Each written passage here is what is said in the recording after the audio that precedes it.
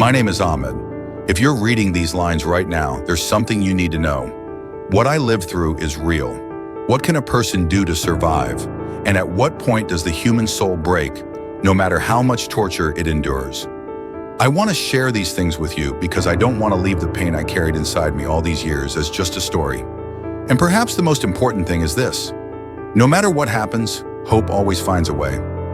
For many years, I was subjected to pain and torture in the cruel prisons of Assad's regime. Today, here in this cold cell, as I remember the nightmares I lived through, I want to tell you something, because I know that outside there is still hope. And that hope was the only thing that kept us alive. At first, I thought I would only be held in detention for a few days. But those days turned into weeks, then months, and eventually years. The cells, cramped, dark, filthy. Over time, even the human soul begins to rot here. They tried to destroy the hope in our eyes by treating us like animals. But no matter how ruthless they were, that was not the end of their power. Because we never gave up on being human. It's not easy to describe what we went through in prison. Every day, every night, there was torture. Electric shocks, beatings, psychological pressure.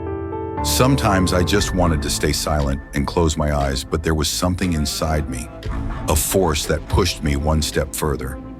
One day, like the others, I said just one word. I said, freedom. In that moment, it echoed in my ears. Freedom. That word at that moment spread throughout the whole cell. After saying it, I felt that no matter what, I had to survive.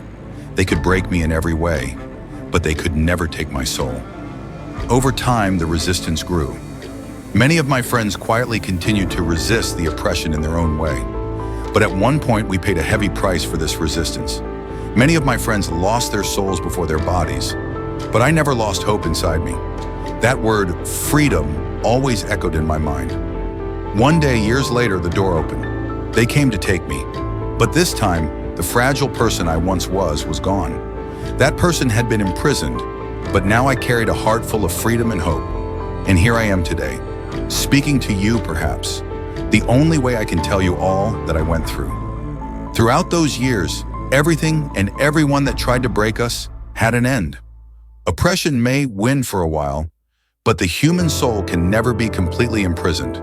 No matter what happens, every dark night eventually ends. The only thing I want to tell you is this: do not lose hope. Never forget that. If we didn't lose hope, even in the darkest times, neither should you. Because hope is truly the key to freedom. Everything passes, everything. But the hope that a person holds inside always remains.